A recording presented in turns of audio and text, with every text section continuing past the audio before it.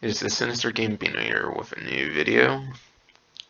And in this video, I'm going to be doing my typical leak video that I pretty much do for any Grand Theft Auto Online DLCs that basically come out.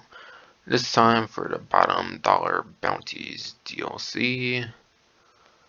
But yes, starting off here, it looks like Pizza Boy missions are part of the drip feed here, which Rockstar, I believe, already pretty much mentioned at the bottom of the day one, newswire for the initial release of the DLC at the bottom of the newswire, basically.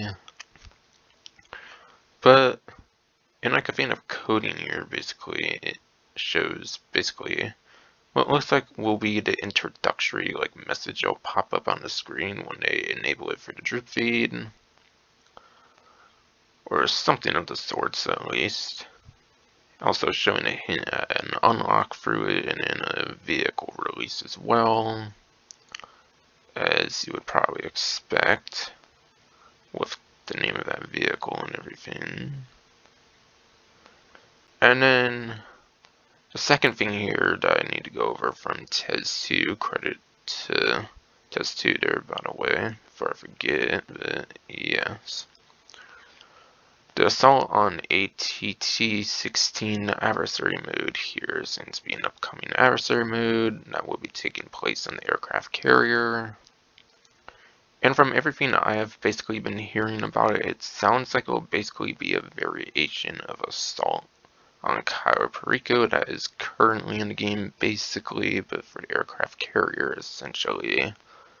And Rockstar themselves have basically already hinted at it as far as I can tell, since they mentioned some kind of head-to-head game mode, if I recall, in that same bottom part of the day one newswire they did basically.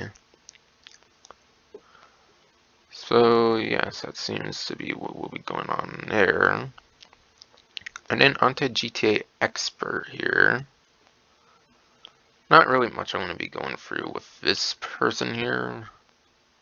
But yeah, some liveries look like they'll be coming available later here, as you would probably expect.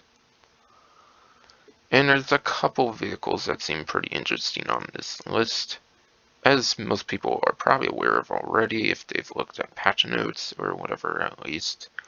Drift vehicles do have access to new liveries as of this DLC for the ones released in the previous DLC and the new ones, I'm pretty sure. Now, the more interesting vehicles on the list are the Growler, the Shinobi, and then the Tropos Rallye. Me personally, I have not really seen anything regarding the Growler or Shinobi obtaining new liveries, but I do recall watching a video from Bruffy1322 that may be linking down in the description later on. Actually in the video description, I mean. And I did get a look at the Tropos Rallye liveries, at least. So those ones I know for sure exist. For a look at those, obviously have a look at that video in the description, since I do not believe I will be showing that here. And then going into Lucas 7 Yoshi RS here. I believe they also kind of featured over on Tez 2 earlier. Looks like the bail enforcement van that actually came out in this DLC is basically a modified version of one that was going to be in the 2020 Cops and Crooks DLC, basically, as I basically showed off, I believe, in my previous video going over the trailer analysis, and I also showed a GTA wiki page of the vehicles in that cut DLC or whatever, basically. And I believe I did remember going over one called the Police T2. The one that actually did release here is apparently the Police T3 for the Police Transporter, the new Police Transporter variant. Basically the new bail enforcement van. Yes, it was basically looking like it was going to have more armor levels, like antennas with the tech arrays there, and then also ram bars. I wonder if any of the ram bars would have made it pretty similar to the Phantom Wedge, but I feel with any of the ones that are shown off in the little video there, to me it didn't really look like it was going to have much of a thing of ramming capabilities anyways, to be kind of competitive with the Phantom Wedge and stuff. But still, this vehicle even if it were only at like a bunch of other like cosmetic upgrades or something. This vehicle definitely would have been nice to have more upgrades than just one little thing of armor plating and then just like minimal like respray options basically. Would have been nice, but oh well, it is what it is. And then going into floorball here, next here. Couple like fixed things it seems they did. Has to do with like a has to do with like some wall breach thing here basically. And then there was apparently something with the like concealed weapons pickup. If I recall correctly, I think it had something to do with you could actually go on like a certain roof, I believe, and you could actually just instantly obtain the concealed weapons without having to actually go to the destinations that normally get the weapons. Which may have been some like developer left over to test some kind of things of like making sure stuff works correctly with them or like something. You could literally just go on like some rooftop and I think you could like skip certain objectives with that, which would actually help with speedrunning that. Back when that was a thing. I believe that's basically what it's referring to. I think I saw some video regarding that from like Gilly Master a while back or something. Not going to put them in like the description or anything since it's not going to be too relevant with this video, but I think that's something I saw beforehand and whatnot. And then for this vehicle list, I'm not necessarily going to click on it because I'm going to be going more into vehicle stuff later on, but the only real huge interesting thing I think I noticed on this list compared to what I'll be going through later is this drift Futo.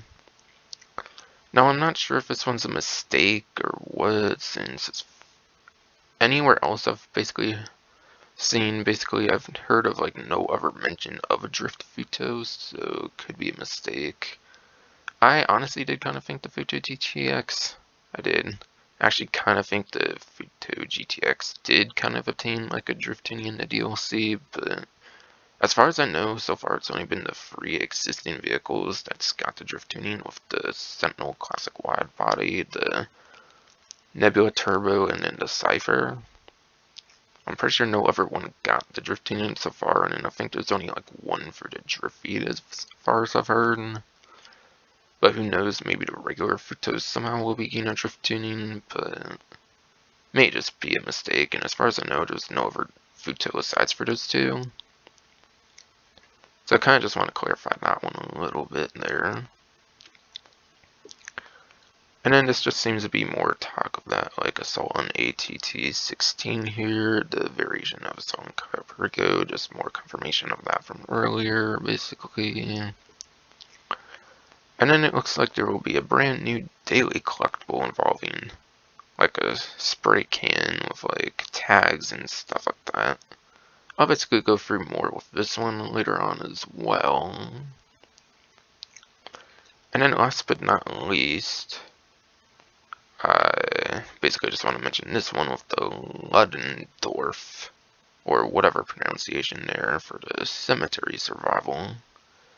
So it basically looks like there's going to be a Cemetery Survival in North Yankton coming in to the game. Now, contrary to the snowy setting, of course, yes, it's more so going to be meant for Halloween content. North Yankton obviously just naturally snows there from obviously what people know from the prologue and the beginning of the story mode and everything. If it were meant more for like some festive Christmas content, would have been more for like an upcoming winter 2024 DLC, which they pretty much always do winter DLCs, so seems this one will be more for Halloween time, most likely. So it seems there's finally going to be some content requiring people, yes, to go over to North Yankton, which is cool. Though, quite frankly, it's probably just going to be for like the job list, and it's probably just going to be something that takes place in a little area or whatever, of course, like your average survival. Not necessarily actually be able to go there or anything, obviously, in the free mode directly or anything. Having access to the area in the creator, though, for like other kinds of stuff would be nice, though, if they ever do that down the line, though. And then I believe only just recently here, I actually did this on Wednesday here, I believe off stream. Seems the final of those most wanted bounties have also came out here as well. which I believe would be the earliest point where the Tier 4 may finally be possible, as I'll go more into details perhaps later. Assuming like 10 days or so is enough to get that like 1 million for like the safe or whatever as well, for like the bail bonds, like agent people or whatever that you can hire, which I assume with the Plus membership probably is a possibility already, at least with the Plus subscription or whatever. And then I'll go into vehicle stuff here next, I would say. So starting off on the Legendary Motorsport, I believe this one will actually already be released to everybody by the time I get this released here. Fortunately, it kind of ran a little late, so I think I'm going to be getting this out on the 4th here, pretty early, perhaps, but yes. The Overflod Pipistrello here. This vehicle is going to run $2,950,000 basically, and is the only drip feed vehicle to feature on the Legendary Motorsport website for the whole entire DLC. So, no need to worry about like a release order or anything, and pretty much Rockstar has already confirmed this one's releasing on July 4th here. So this one should be out as of the time I release this. But yes, like, as far as I've heard, it's supposed to be like an electric hybrid-ish kind of supercar. Unfortunately, it did not end up getting the HSW, like, House Special Works treatment. As far as I've heard, it's just like the Chop Shop DLC, the previous DLC, where both of the HSW vehicles have actually seen it released on day 1 of the DLC this time around. Again, just like previous DLC, so no drip feed House Special Works vehicle, which honestly I'm pretty not so hype towards that, to be honest. I think having another, like, 3rd, maybe even 4th HSW vehicle, like Sandra's Mercenaries DLC, would have been pretty ideal in my opinion, but oh well, it is what it is. And then, going into Warstock Cash and Carry here for the next couple drip feed vehicles here. Now, like it usually pretty much goes on the in-game websites, basically, it goes right to left, and obviously by like height of like the verticality, basically for like the release order in a sense, essentially. So as long as they don't break the release order, which they practically almost never do, aside for like very rare circumstances, I don't really think they've done it like in the current decade much or anything, as far as I know either. This should pretty much be releasing for sure before this one here. So, the Dominator FX Cruiser here, it should be. Looks like it has a trade price of $3,712,500 and then a buy it now price of $4,950,000. Now, I assume both of these trade prices will probably be similar to the ones currently in the game, where you'll have to do certain things of dispatch work, like with the other ones in the current bottom dollar Bounties DLC.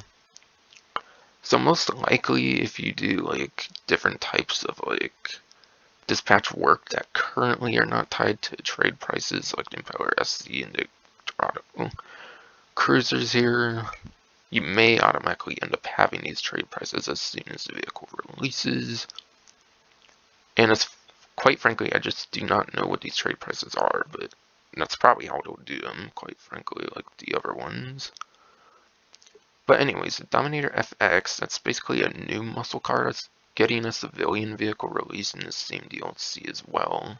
For a hint later on, that's going to be getting a cruiser variant as well in the same exact DLC. So depending on if you prefer the cruiser or the civilian version, you just want one of them, then I would just go for whatever one you prefer, something if you're not necessarily going for every vehicle release of the DLC.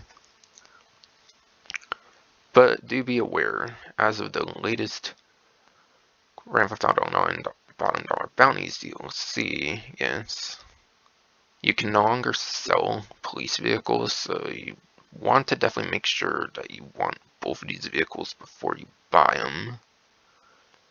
It also actually seems to be the only 2-door cruiser vehicle they are doing in the current DLC as well, which is pretty interesting. Now, just like other muscle car, like police emergency vehicles released recently, unfortunately, it's unlikely to be muscle car wheeling. If you want the muscle car wheelie feature, you're probably going to have to get the civilian version. So do not expect it the muscle car wheelie, which would definitely be quite unfortunate, but yeah. And then going into the next one here, it is the Impaler LX Cruiser. So both Impaler variants from the previous Dropshot DLC actually are getting the Cruiser treatment. But yes, this one runs for a trade price of $3,600,000. And then a buy it now price of $4,800,000. And again, like I mentioned before, probably similar circumstance trade price wise as the Impaler SZ and then the Dorado, where it's going to be a certain dispatch work mission, I would imagine. So you may end up already having a trade price depending on what you do in the game by the time it does release. And once again, probably no muscle car wheelie feature. They can put muscle car wheelies on vehicles that are not in the muscle car class, as they've shown in the past with like the BF Weevil, and apparently they've also done with like the Tornado Rat Rod, which are both in, like, compacted in the Sports Classics class.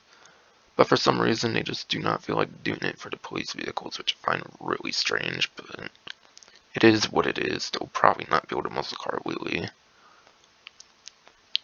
And they did actually reclass the regular LX. Or actually, I think it was the SZ, which is already released, so never mind on that, actually. And then last but not least here, for the end of the drip feed vehicles here, I'll be going into the Severn San Andreas Super Autos website, which has 4 of them this time. So, obviously, the Canis Castigator here should be the first of these being released, since it's lower on the vehicle website, with the other 3 falling later on. Now, whether they do both versions of the FX in like one week, not really sure. But yeah, that is probably quite a possibility. Like, I think with the Junk Energy like motorcycle and like, or not motorcycle, but the bicycle and like the regular version of that bicycle, for example, San Andreas Mercenaries, I think they did both of those in like 1 week. So it is definitely quite a possibility being 2 variations of the same vehicle. But yeah.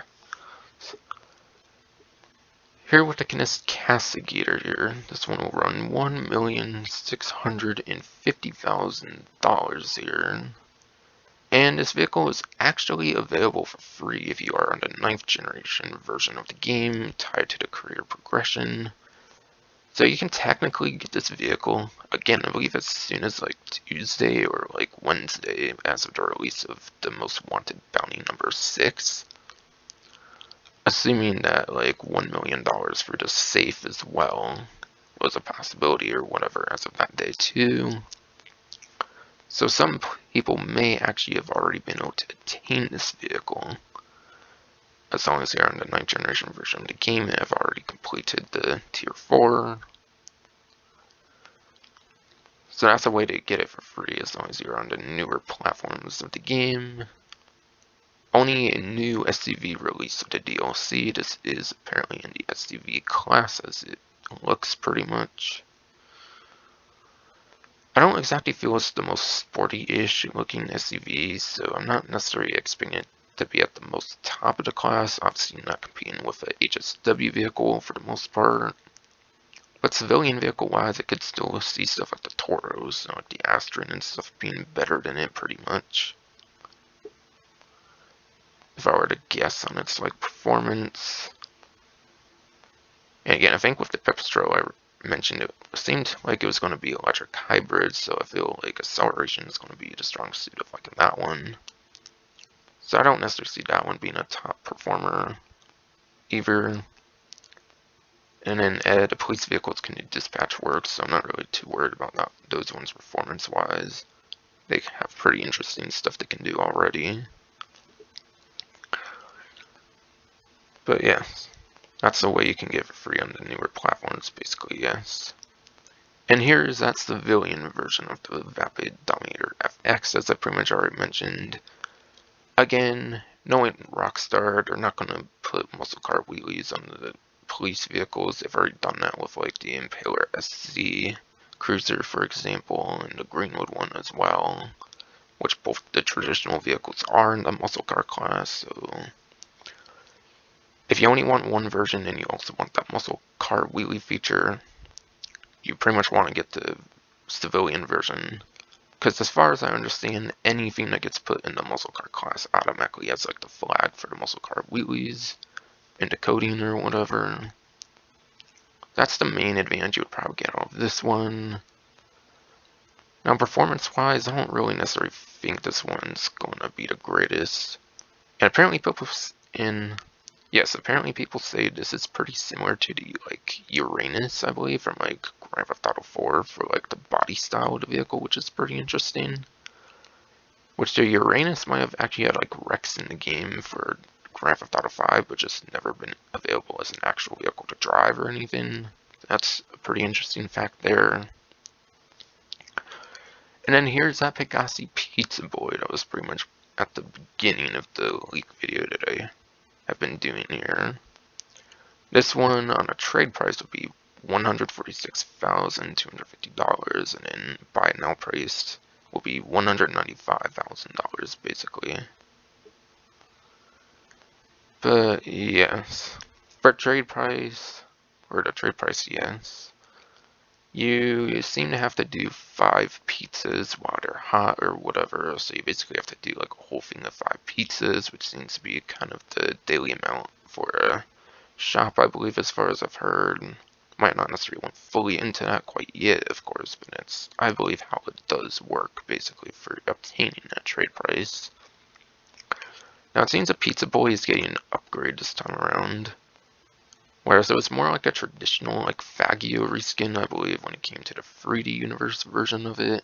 And the HD Universe version here, it seems it's going to be more based on the Faggio Sport over, like, a more traditional Faggio or whatever. So that's definitely going to be pretty interesting. And I can very much see this vehicle having a return in Grand Theft Auto 6 as well, given that's pretty much confirmed to be taking place in Vice City, of course. And then last but not least for trophy vehicles here is going to be the Benefactor Vorschlaghammer, I believe is how it would probably be pronounced, or something similar. Or as Jeanette calls it in the last of those released, like most wanted targets or whatever, she called it just Hammer, basically. But yeah, this one runs $1,790,000, and if for some reason I did not mention the Dominator FX is $1,550,000, but yeah, this one again, $1,790,000. But this is actually classified as a sedan vehicle, which is definitely pretty interesting. Not very many of those usually tend to get a release in the game, so a sedan class vehicle is definitely pretty interesting. Assuming they'll actually keep it a sedan this time, unlike the Impaler SZ, which they changed to muscle car in the latest DLC, as I think I kind of pretty much alluded to earlier. Now this sedan, again, assuming they keep it sedan, will apparently have drift tuning. So it will apparently have a drift tuning upgrade according to the game files, which, yeah, if you go on that list, I believe I showed for 4-ball earlier, that should be pretty apparent from that. Now, unfortunately, as for Amani-Tech vehicles, I believe there's probably not going to be any new Amani-Tech vehicles, but quite frankly, I'm okay with no more Amani-Tech vehicles since there's exactly 20 in the game right now, which is enough to fill a whole agency property now.